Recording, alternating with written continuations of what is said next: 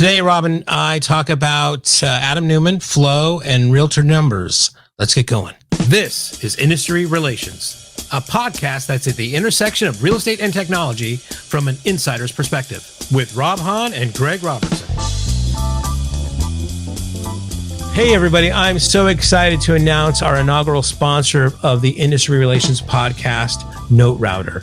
NoteRouter was launched back in 2018 by Nick Goff, and they had the mission of reconnecting real estate. NoteRouter is an all-in-one email and texting platform designed exclusively for real estate. NoteRouter syncs with your membership database to make communicating with your members easier and more effective. Believe me, your staff is going to love you for this. If you're an association or MLS and you want to do a better job with communicating with members, really look no further. They've just launched a brand new website. It looks fantastic, by the way. I'll put the URL in the show notes. It's NoteRouter.com. Go there, take a look. You'll find everything you need. Once again, thank you, Nick. Thank you to everybody at NoteRouter for sponsoring the Industry Relations podcast. Rob and I truly appreciate your support. Hello, everybody, and welcome to another episode. It's that time of the week of the Industry Relations podcast. This is your co-host, the notorious Rob Hahn. And with me is the officially changed name, fabulous Greg Robertson.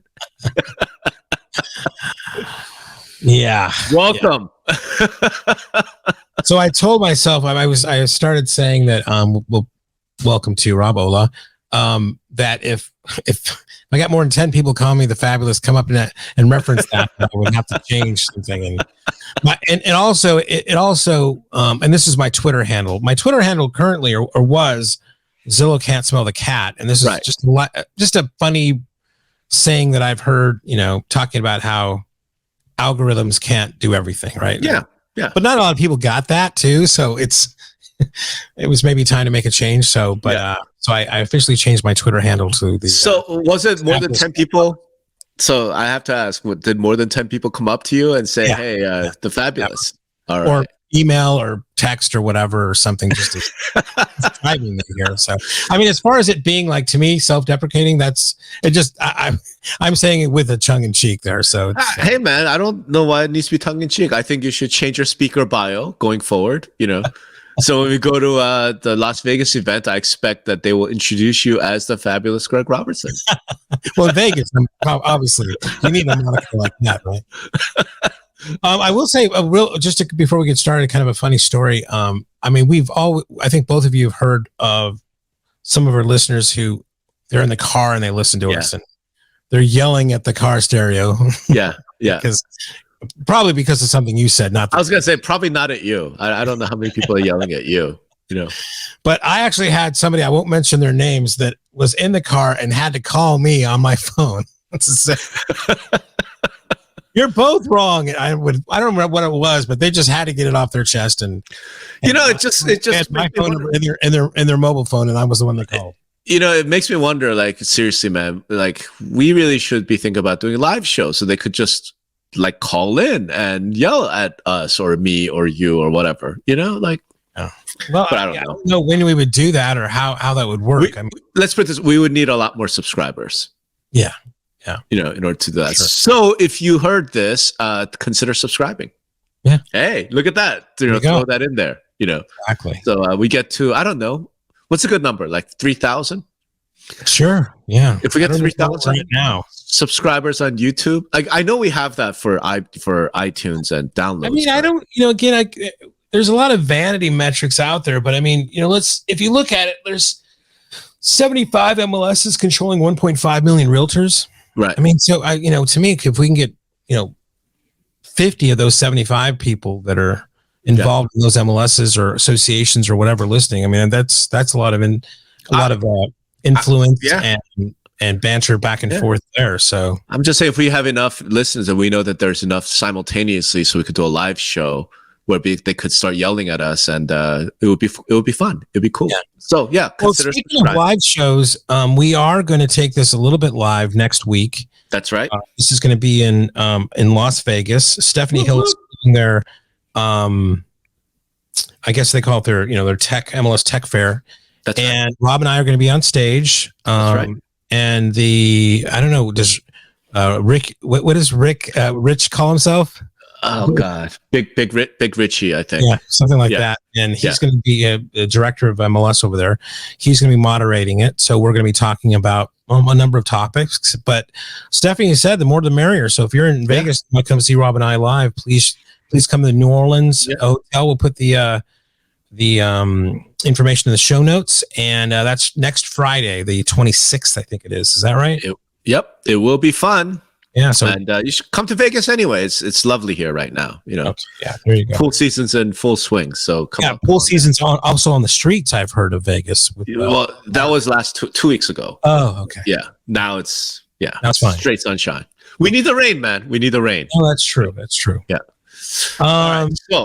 So I wanted to talk about this. I don't know if you're interested in this, but I just think it's damn fascinating. Is Flow. Yes. If you haven't read about it, it's a new company started by Adam Neumann, who is famously from WeWork. Yep. There's a few documentaries out there. I think the one that I saw was a dramatization called We Crashed. Yeah. And it was with Jared Leto.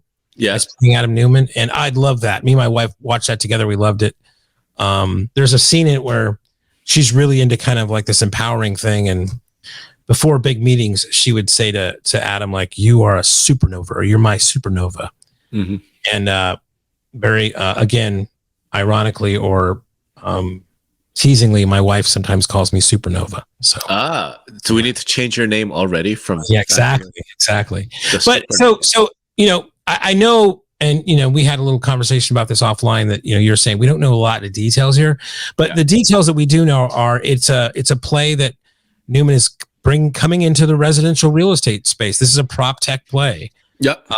It's about a little bit of rental to ownership play to it. It's a potentially. Again, we don't know for everything, but that's something they did mention. And that's something, it's also the biggest investment that Andreessen Horowitz has made, or is Andreessen. Yeah. Andreessen. Yeah. Sorry. Andreessen.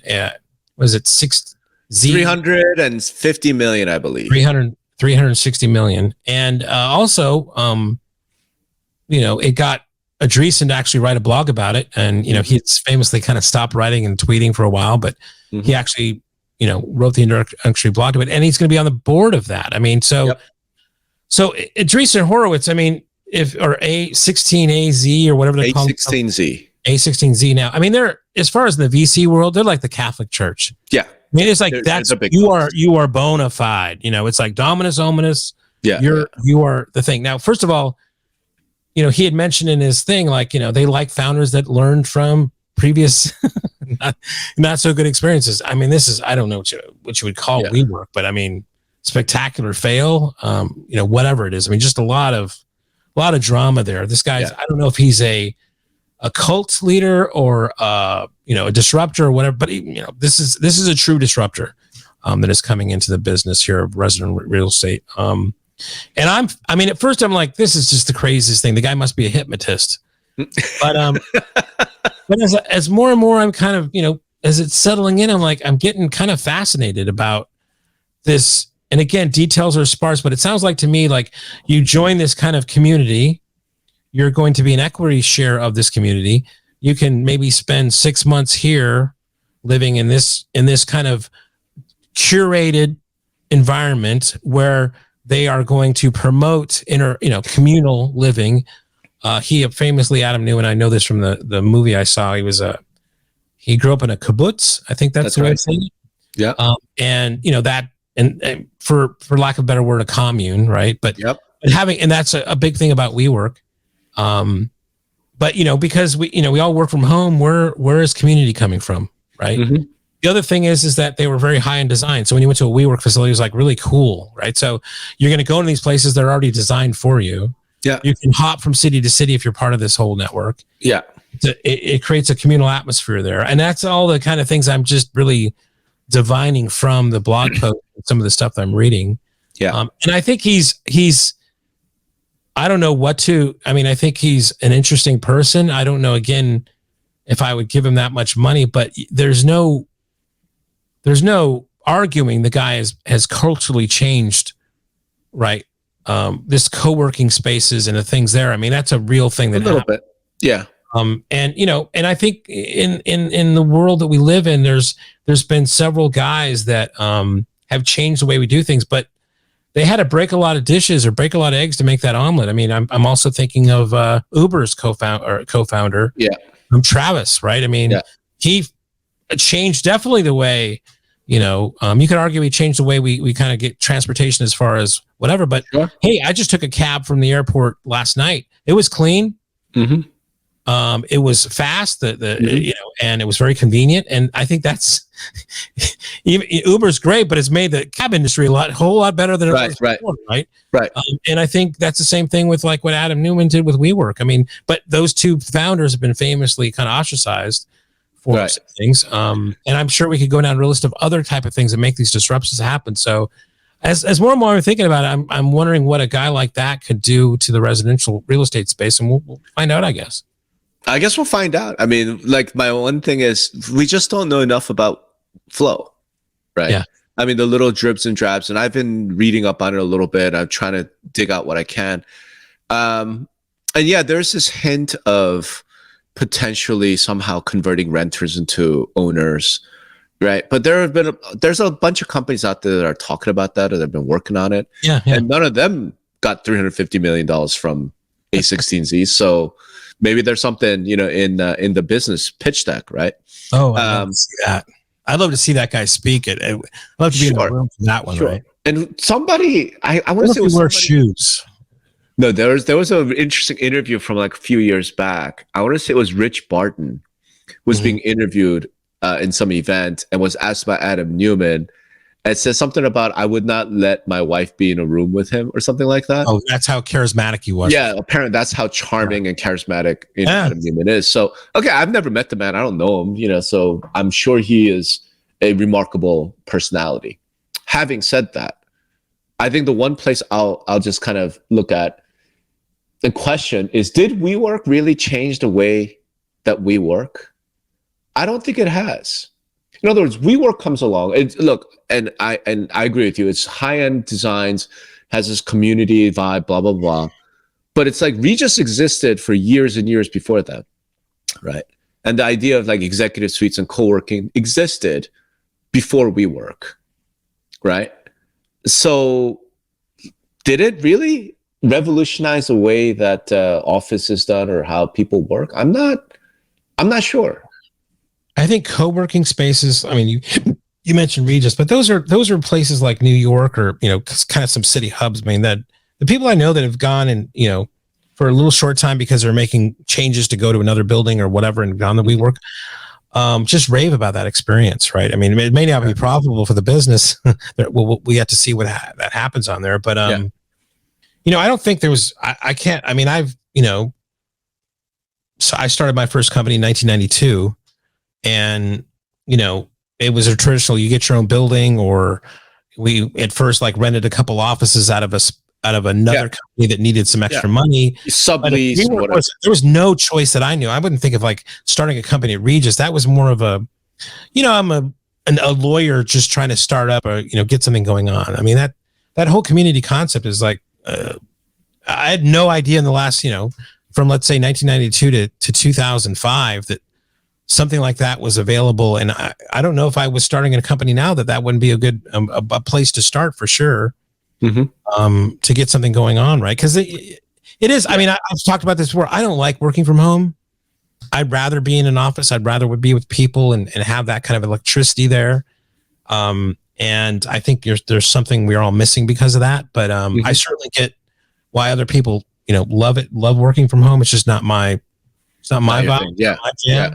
And to me, just again, saying that again, like there was nothing like that available that I knew starting the companies that I've started. So, and I know that there's a lot of companies out there that are doing that kind of thing now. So I think it's a bigger deal than you're letting it off to be. But look, it might be, maybe like I said, I don't know. I'm a fan of the co-working space movement. I don't know if WeWork was the one who pioneered it or simply just like did it at scale the best. right? So that's just number one. It's like any idea. Sometimes it just takes a little bit of tweak to really make that thing go. Sure. Right? I guess I'm just comparing it to Uber. Like WeWork versus Uber. Uber was like, holy crap. It's just like Airbnb, Yeah. I don't know if I put WeWork in the same disruptive level as them, is all I'm getting at, right? I'm not. So having said that, you look at Flow, what we know about it so far, right, is it sounds like a property management play that's borrowing heavily from the WeWork sort of playbook, right? Meaning it's a community. So it talks a lot about this community, high-end design, all this stuff. And I keep thinking about it, I'm like, okay, so who is this for, right? Like, who is the ideal target customer for Flow, right? And I guess what I sort of came to was, it's for people who really don't need Flow. It's for wealthy, young, urban professionals, right? I don't know about the wealthy part. I mean, wealth to me is a different word. But I mean, some developers can be making $250,000 a year. That doesn't mean they're wealthy, but they're pretty fucking wealthy, man. No, I mean, wealth to me is like, okay, high income. Yeah, sure. High income, I would say. Yeah. So no, absolutely. I don't know. I mean, so I don't think there's anything wrong with targeting a high income, high net worth. No, there's nothing wrong with it. But what I'm saying is, those are the people who precisely do not need a housing solution. Well, I think, going back to what, another podcast we were saying and what this definition of the American dream is. And as I said before, housing is changing. I have employees that are boyfriend, girlfriend that they live 6 months in Austin, then they live 6 months in Colorado, and they do this kind of nomadic thing. And that's their jam. They love that. They want that kind of experience, but they're not. There's no ownership involved in that. There's no other, there's a little bit of a hassle to that. If something can create a way of living that kind of life, I don't know if I was younger, but the way that I grew up and, moving all the time, that if I was single and younger and let's say I was a developer making that kind of money, that I wouldn't like, this is great. Mm-hmm. Right. I can just hop, get in, get out. And then when I go to my pad, it looks like I'm a rock star because it's all designed really well. I got the Eames chair and, and the lava lamp or whatever the fuck, is going on. Right. That would be a great opportunity for a lot of different people out there. I mean, knowledge workers, yes. Making a lot of money, yes. It's just another play in this housing, this prop tech world we're living in, right? I mean, it's just different. I guess all I'm saying is, like, if you're going to the property management, like, look, and this was, maybe I'm biased because my obsession for the last few years has been providing housing. Like, we just don't, like, there's people are really struggling, really, really hurting. Well, it's your definition of what housing is to you, though. I think I'm including rentals. Including rentals. Okay. So you look at a city like Austin, right? Rents are going up 50% a year. There are some people who are like, I just can't afford to live here anymore. Right. Right. And I'm like, I don't know if Flow is meant to be a solution for those people. I don't know if in other words, I don't know if the idea is, we know that these types of high-end amenities and communities exist. I lived in New York City, man, and we paid for a very high-end luxury apartment building. It wasn't Flow, but it had a, amazing gym and a pool and rooftop decks and all kinds of shit that, as a New York City, young person, like, you're just not going to find this, right? And this building used to be an old YMCA, which is why they're able to offer a lot of this. So is the idea that we're going to bring that to sort of down market, right?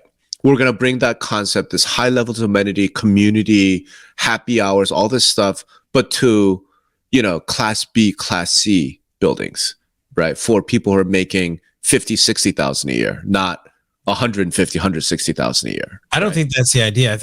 I don't think that is either. That's my point. But I don't know why, if that is that a problem, that they're targeting high net worth or, net worth or net or people making a lot of money. I mean, that sounds like, I'd like to sell to those people too. Yeah. What I'm saying is it's not like the level of disruption, right? So I guess as a general matter, right? Like, a lot of cases where they start there. I mean, let's say Tesla started with a Roadster, which is right. $200,000 to buy it. Right. And then they worked on that. And then how do we get it down to the, Right. to now what they have the model, the Model C, is it? Or Model 3. Model 3, sorry. And, you have to start somewhere to kind of get to where you want to go, right? And Right. there's a lot of businesses start at that high end to get into the market and then figure things out as they go along. I completely agree. And if that's what it is, then this would be really cool to watch. That's why I said I don't know enough about flow, right? Yeah. Like I don't know what Adam Neumann told, Mark Andreessen to have him write a $350 million check. I doubt it's that we're going to create these awesome high-end communities, for the modern yuppie. You know what I mean? Like that doesn't, it feels like it's something else. It feels like we're trying to solve a really big problem, which is housing and loneliness and blah, blah, for the vast majority of people, right? Hopefully there's something like that in there. It's just, I haven't seen anything like that yet. And then the whole like renter to equity piece, it was just hinted at, no details whatsoever. No details, right? No, for sure. And there are companies in our space that have been actively working on that specific thing. Like Divvy. Yeah, exactly. Right. Divvy. So we'll see. Maybe Adam will borrow from all these different sort of other prop tech companies that have ideas. And with this money, he's able to bring it. So it's like a Divvy plus Picasso plus, offer pad plus Opendoor plus some sort of mortgage financing, So, who knows? I wish him all the luck in the world, right? But that's all I meant. So you wouldn't have him in your room with your wife alone. I get it. Yeah, I definitely, based on what Rich said, I would not have him in a room. So yeah, I suppose the only really sort of eyebrow raising thing there was that he managed to do this when other real estate and prop tech companies are just laying people off left and right. Right. So there's a little bit of that, when you see like Better and Tomo and Compass and Keller Williams, all these companies are just like, the market's changed, time to let people go.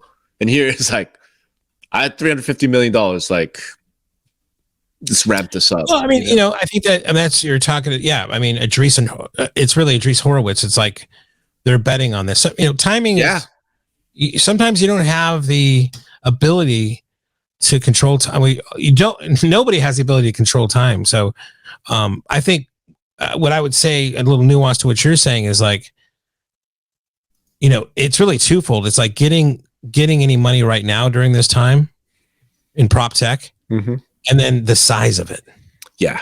Right. I mean, from that particular VC firm, right? I mean, that's the headlines there for me. It's more than just the timing of it, but the amount and who. Right. Right. I mean, and then you just wonder what are his plans, right? He's a fucking hypnotist. But what I mean is A16Z is, they're not stupid, right? This is the largest investment they've ever made. So he must have had, here's my vision, right? And it warranted this level of investment. Yeah. And these guys, they're not, they've been talking about housing for a while, more in the fintech space. I mean, the bullet points he had about in that blog post about how there's only really two ways in housing here in America today was like, one, you own everything, or one, you don't own anything. Right. Yeah. That's been Alex Rampell, who's also one of their guys there who spoke about this. And I was just thinking about him. He talked about that. That's a bullet point he's talked about on a mini podcast, those two bullet points. And even when they made were there investors in Opendoor? I want to say yes, sir. I want to say yes. Yeah. And I know they were in Divvy. Remember he was talking about how that one famous talk he did about about exactly how software eats the world. Yeah. Right? Yeah. And how it affects how software eats real estate, really, right? Yeah. So definitely. Yeah. Great speech. They're really smart guys. And I think when Andreessen asks, other people listen. So let's end this segment on this, right? What I will say is $350 million in this environment, Andreessen wrote it, right? We don't know what Adam Neumann's vision was, okay? We know it had to have been compelling enough to convince a guy like Mark Andreessen and the rest of the team, because it's not just him, right? Yeah. Like there's a whole investment committee, and these are some of the smartest finance guys. These are some of the smartest investors. And they decided, you know what? Whatever Adam Neumann came up with, right, warrants this investment. The reward is worth the risk. Right. Okay. The thing I'll say about that is those numbers should not be shocking when it comes to housing. Right. Right. Like that's one of the things that frustrates me is even if you look at, say, crypto or whatever, like there's all these companies, all these investors, all these people putting whatever 50, 60, 70 million dollars into some NFT marketplace. You know, and I'm like, look, man, housing, right? Housing is an essential good. And it's one where if you have some disruptive idea, you have something like whatever Adam Neumann came up with, it really does change the world, right? Right. And the amount of money that's going to be required to do some of that stuff is going to be large, you know? But whatever it is, because we're talking about people's houses, we're talking about where people live, it's a big deal. So, maybe it's big risk, but it's big opportunities. And I think some big investments like that maybe it's not crazy, like an Opendoor, it's not crazy. People are still knocking around. I'm like, but they have a track record of success, like it is what it takes. This is what it takes, right? We're not, like I said, we're not changing food delivery, you could live without food delivery, guys, right? Yeah. We're not talking about NFTs and crypto. You could live without those things, right? In fact, we're not even talking about like some latest electronic gadget, right? You can live without that. You cannot live without houses. Yeah. Right. So we'll see. I mean, that's just a generic thing. I think maybe the thing that we'll learn from it is whatever Adam Neumann's vision was, convinced that, Mark Andreessen was big enough. Some smart guys. And I'm like, you know what? We have some really smart guys in prop tech in our industry. Maybe they need to dream bigger. Yeah. Maybe that's the secret. Maybe some of the prop tech guys that are out there, they're not dreaming big enough to be able to go to Mark Andreessen and say, give me $300 million. I'm going to change the world. And here's how. I don't know, but yeah, we'll see. Hey, before we go to the next topic, can I have a little bit of follow-up? Yeah, of course. So one of our listeners had texted me about our Opendoor and Zillow conversation, right? Yeah. And this is what you guys, if you haven't listened, go listen to that. But he posited, do you think that we were talking about how I was saying it was going to be really hugely beneficial for Opendoor because they are now going to be able to feed their Opendoor exclusive site, right? Right. And I guess they've been announcing there's going to be a lot of money being put into advertising that. But would it make sense for Opendoor also to use Zillow as a way of promoting those exclusive also? There's another tab? Well, so I raised this in my blog post, right? If there was something like that, I would have said this makes sense. But there was no announcement like it. And right now, today, the way things are structured, Opendoor would not get a benefit from putting those things on Zillow because it would end up on the non-MLS listings. Right. Right. It would end up in the other tab. And Rex went out of business because their listings got put in the other tab. Breaking news. I just wrote about this. I got, and this is on Vendor Alley. RA Colorado has just changed their policy, right? And that they are now going to allow commingling on that's right. IDX websites. So that's right. Maybe the dam is breaking here. I mean, maybe these sacred cows are going to be slaughtered. So hats off to those guys because I think we have to kind of like, how is innovation going to happen unless we have all these things in our head? No, we can't do that. Right. Everybody just goes blind when they hear these acronyms, but right. Maybe it's not going to be as bad as we thought it was going to be. So, so good for them for like putting this out there and then we can see what happens. Today's a bad idea. It was a good idea. Yeah. No, I think it's fantastic. And something that probably should have been done a while ago. But that's a whole other topic. So yeah, I mean, look, the reason why I didn't quite agree with you is I don't think Opendoor had any problems filling inventory for the exclusive program, right? Well, it's not problems. It's just going to be scale. This is going to be massive more scale than they had before. But what I mean is, it's not like Opendoor was having issues with, getting scale. Like in Austin and Dallas, like they could buy up every little thing if they wanted to. I mean, you can't tell me that they aren't going to massively have more product to sell because of their partnership with Zillow. Of course they are. No, they're not, because they still have to buy the product. Right, but I mean, that's what they're in the business of doing. I mean, I know, but what I'm saying is they just announced that they're scaling back their buy significantly. So look, you might be right. Like, and you might be right in the following sense. They're now going like bargain hunting. Okay. Well, they're casting a wider net, right? And in a sense that like they only had opportunities to buy houses in these particular markets that were coming to them particular. But that's still the case after the Zillow deal. What Zillow can do is there's a lot more people going to Zillow than would like look for. So they can have a bigger pool to kind of to draw from, right? So that's increase. But I don't know if I don't see that as being this huge win, because think about it. Let's put it this way. Let's say prior to the Zillow deal and prior to the market changing, they were buying 1 out of 100 homes. Okay. Right. Now they're going to be buying 1 out of 1,000 because the market's changed. They have to go bottom feed, right? They have to find those sellers that are willing to take a lower price. Okay. Right. Well, I mean, I would look at it this way: like before, they had a pool of 100 homes to look at, and only really one of those meet the criteria that they want. Right. Now they're going to be able to look at 75,000 homes.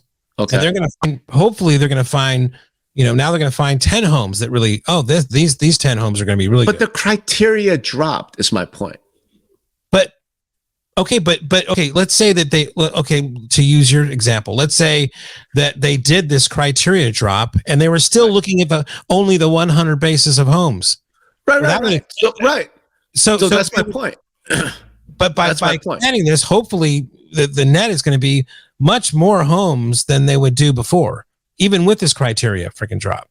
And that's your point. And I'm saying, I don't know if that's a big win, right? If anything, it just brings them back up, right?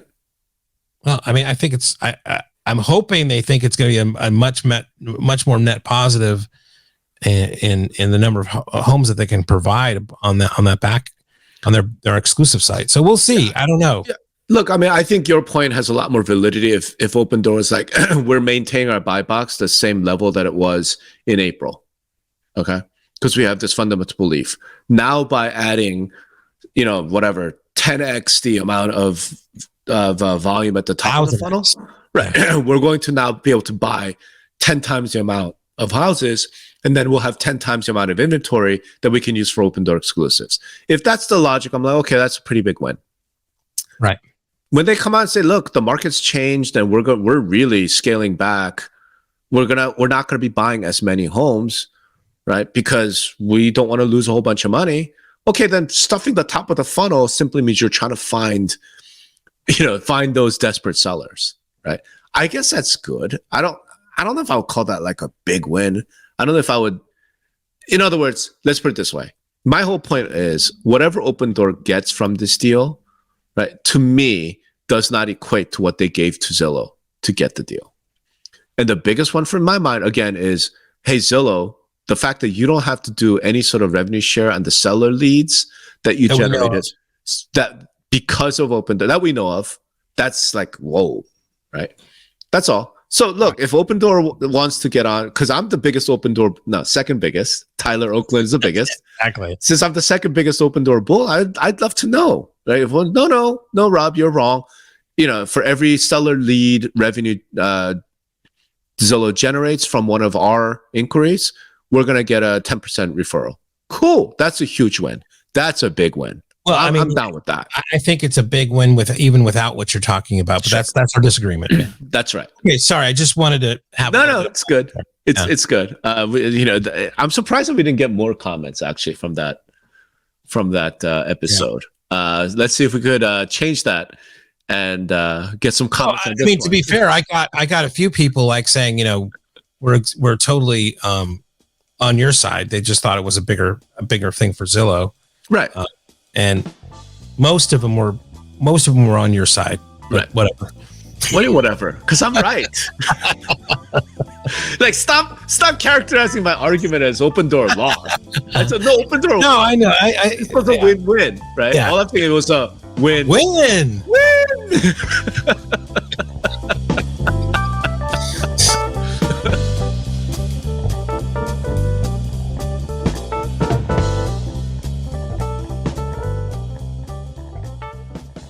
Hey, everybody. I'm so happy to announce that we have a new sponsor for industry relations, and that's Earnest. Earnest is a secure, convenient digital payment system that allows for a fully digital transfer of funds in real estate transactions. So thank you, Russ, and please visit earnest.com. That's EARNNEST.com. Thanks again.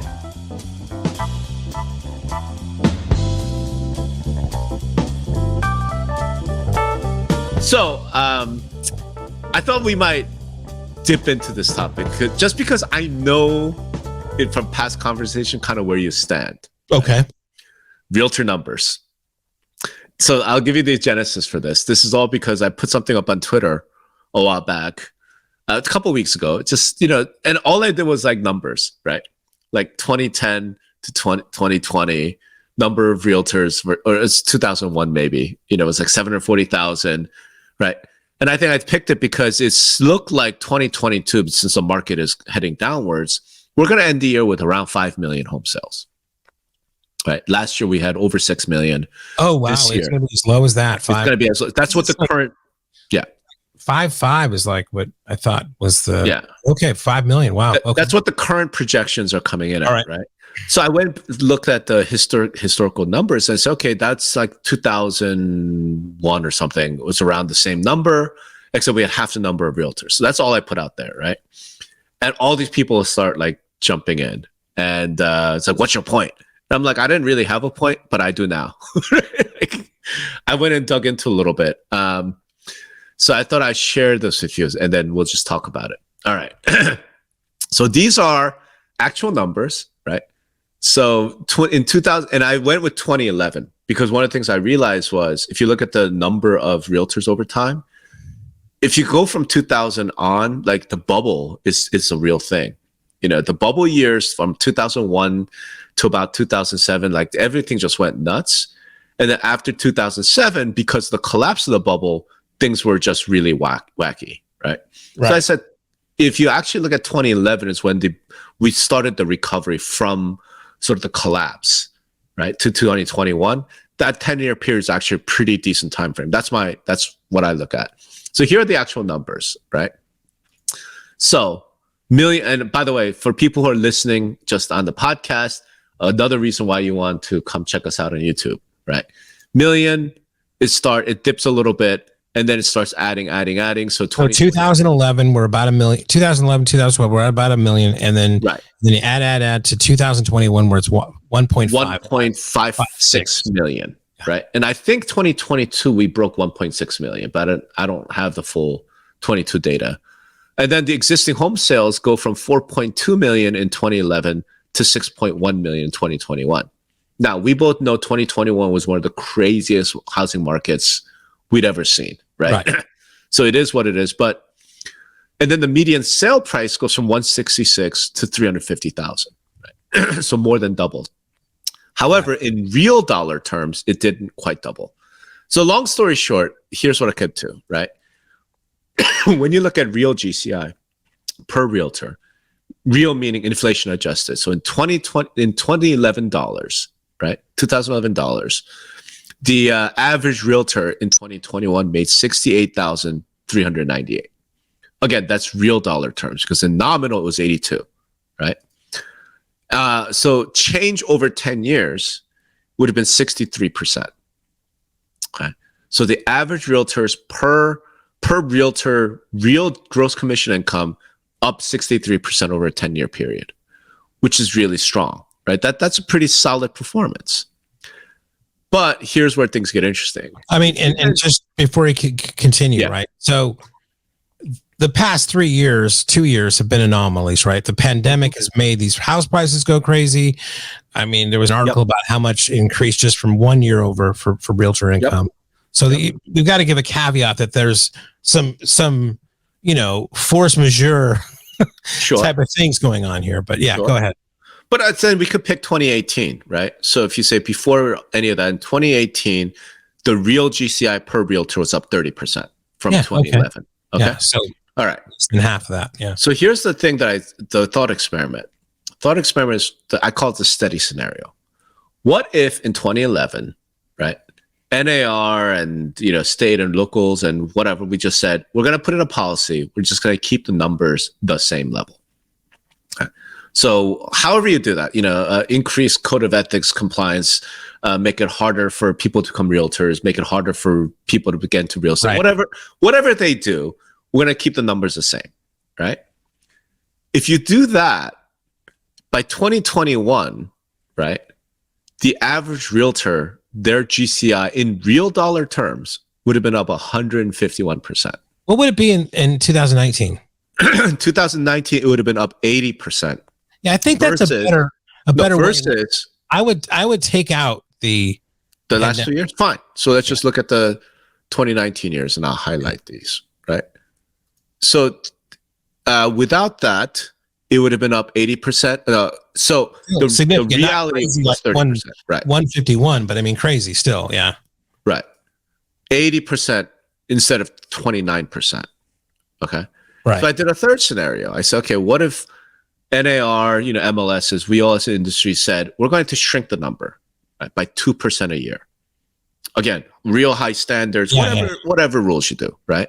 So let's get 2019 once again, 111%. Yeah. Okay. And that's with 860,000 realtor members. Right. And so the pandemic is just accelerated because your number correct. For 2021 is 207%. Jeez. Correct. Right. Yeah. So the thing that kind of occurred to me was this. Like, no one is going to say that NAR is not the number one trade organization because you only have 1 million members. You're still the largest and the most powerful by a long shot. If NAR had 860,000 members, no one in the country is going to be like, oh, you're meaningless and powerless. You're still the most powerful trade organization, housing lobby in the entire country, right? So the question is this, and I raised this to you because, we could get rid of this. We'll bring the spreadsheet back if we need to. But you've always been a huge fan of equating like industry success with a number of realtors, right? Like in our past when we talk about it, you're like, but look at NAR membership numbers, right? No, I think if NAR can show that I have 1.5 million members, they can move their weight around. Right. With TC and everything in their lobbying efforts for sure. Yeah. But so here's the question. But you always thought it's a positive indication for the industry as a whole. My question is, now that we've seen that, do you still think that? Are more realtors actually good? Is it better for the I don't think that. I think two things can be this. It can be right, and not be wrong. I mean, I don't think they're mutual. So in this sense, absolutely. And I think we talked about this offline. The more realtors are good for associations, MLSs, and vendors, right? Some vendors, yeah. Some vendors on a SaaS kind of thing, model, right? So, sure, right? Let's just talk about from the top, from NAR. Now, they have more members. That means they have more dues. That means they have more money, which means they can exert more influence in the way that they want to do business. The way that we're kind of, sort of. Well, I mean, if you're going to argue me that like less money, I mean that you're going to increase your influence with less money, then I don't know what you're saying. No. What I mean, what I say, kind of, sort of, is it has to do with like election finance law, which is why NAR still does RPAC, right? Even with the increased dues. It's okay, but RPAC, if you have more members, you have a better ability to raise more money. But that's the thing. RPAC is separate from NAR. Which is why NAR goes and tells realtors you should invest in RPAC. That's all. And it's a technical point. There's only certain things you can do. But more members means more money for all that shit, whether it's NAR. It needs more money for lobbying, for sure. Yes, which is more influence. Yeah. Right. Yeah. So that's all I'm saying there is that it's more money for more influence. So I think that is a good thing. Absolutely. If you believe that NAR is a good steward for their membership on getting the right things done in legislative and policies and laws and whatever to do that, for sure. Now, can it be that also has some negative effects in the industry? Absolutely. Right. There's unprofessionalism. There's, a lot of realtors out there that are kind of just yahoos in a way, right? That are part-timers, that are only there for whatever reasons, that are not really helping things out. right? So as we were talking about earlier, there was that famous speech we talked of, or that talk he had about software eating real estate, where the mode was zero in the state of Washington for the number of transactions being done there. So when you have one side of the equation is being represented by somebody who's done like 50 transactions a year and one that's done zero, that's going to cause a lot of problems, right? So I do think, yes, there is. I don't think you can argue that having more money is going to help the industry go forward if you believe NAR is a good steward. But that absolutely can have repercussions. Sure. I think the thing that, and yeah, well, obviously we've been talking about raise the bar for the entire time I've been in real estate, but it's always been phrased in terms of professionalism. It's always been phrased in terms of, things like brand and consumer experience. I've never heard it phrased, and I didn't know until I did this analysis myself, is the impact to the average member, right? Right. The average member of NAR in 2011 basically lost 2/3 of the increase in GCI income, right? Because of the increase in membership. In other words, they went from being up 30%, so using 2019 numbers, right? In reality, GCI per realtor went up 30%, right? Right. Hold on. So let's go back to this Washington State example. Yeah. What do you think the mode, right? Not the medium, not the average, the mode of I'm sure it's zero.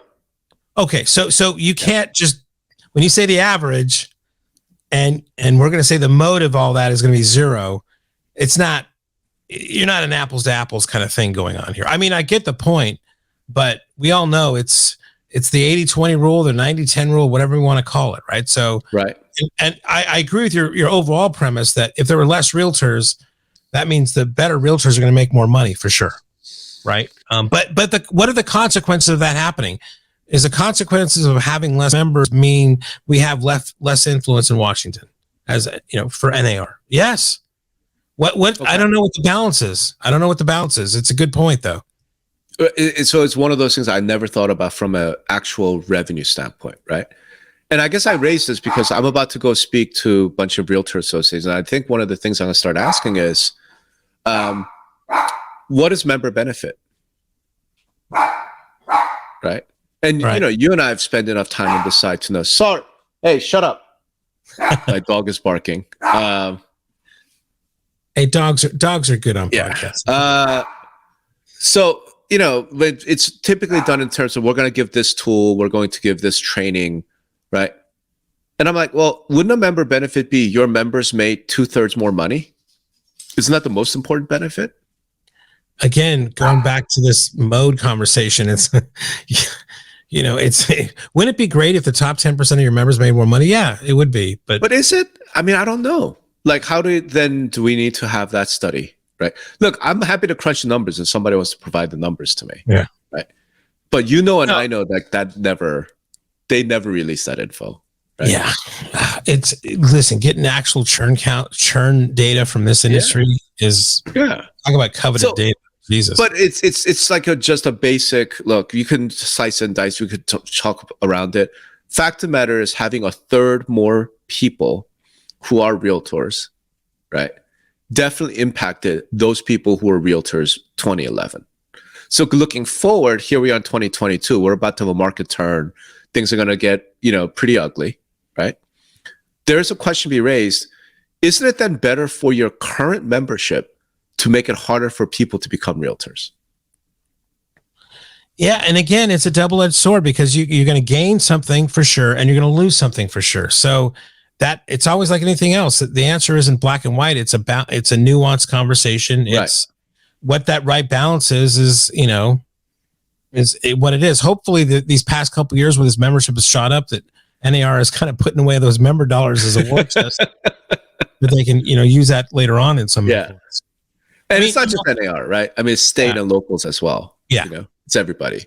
I mean, if NAR is successful on keeping things pretty status quo with these lawsuits and everything else and policies, would they have been able to do that with only, the membership dollars coming in from 700 to 1,000 members? We don't know the answers to those questions, right? I mean, but to your point, it's like, does it make, okay, so you have 1.6 million members, the mode is zero. And you and I both know half the subscribers to any MLS, in the last year had done 0 transactions. Right. Like, we all know this. I mean, is this just a semantic difference, I guess, way to think about it, right? In other words, if the 80-20 thing holds, then really 20% of the Realtor members are your real members. Yeah. And the 80% are just what? Like hangers on? Again, it's just money traps? Like, you just need to collect the dues dollars from them? Like, is that all it is? Yeah, I mean, I don't think that's a kind of, cynical way of looking at it. I mean, in a way, I don't want to look at it that way. So, again, and I've said this before, but it's a very aspirational business, right? What we're in, and I don't think there's anything wrong with that, right? And if that means that, we have a big tent, we're allowing a lot of people in here to kind of see if they can make that dream happen. What is wrong with that? But it is a hard gig. It's a commission-only sales job, right? And not everybody's going to make it, but the way that we've glamorized this on Bravo TV and everything else is making more people wanting to get in here. The pandemic has obviously accelerated that. Yep. I don't know. Yes, we can raise the bar, but again, it's aspirational. People, I'm going to make money in real estate, and I'm cool with it. And I think we got a hard stop coming up, so and I'm not suggesting it be otherwise. I think what's interesting is we've been talking about raise the bar forever. I've never. So the only thing I want to introduce new is part of the raise the bar conversation should be, what is the financial impact on the current member? Yeah. No, you're right. Not the future member, the current member. Yeah. And some of this data, and again, I could be wrong, and who the hell knows? Like, I don't care. But we don't talk about it, and I think it's worth at least thinking about. Right. Yeah. Like, raising the bar isn't for the consumer, it's for the Realtor brand. It's actually for your current member. Right. Yeah. So in any event, this is cool, man. I can't believe we got an hour out of fucking Adam Neumann and Realtor member numbers. Well, I'm telling you, this topic I know is going to hit a lot of people too about their opinions, because you raise fascinating point, right? But I mean, and hopefully people aren't just, here's the thing, man. Hopefully people aren't just driving around their car wanting to yell at me. Hopefully they'll, write in, or they'll comment, or, you know what I mean? Like, we want to have conversations, right? Yeah. So hopefully it's always what I say. It's like, I think you and I have been given permission for somehow to talk speak our minds, and a lot of our listeners do not have that same permission. So no, they do not. All right, brother. So I'll see you next week. See you next Friday, man, in my town. Yeah. We're gonna do this live, and hopefully we'll see a couple of our loyal listeners at the event as well. Absolutely. All right, man. All right. Thanks, everybody. Thanks, everybody.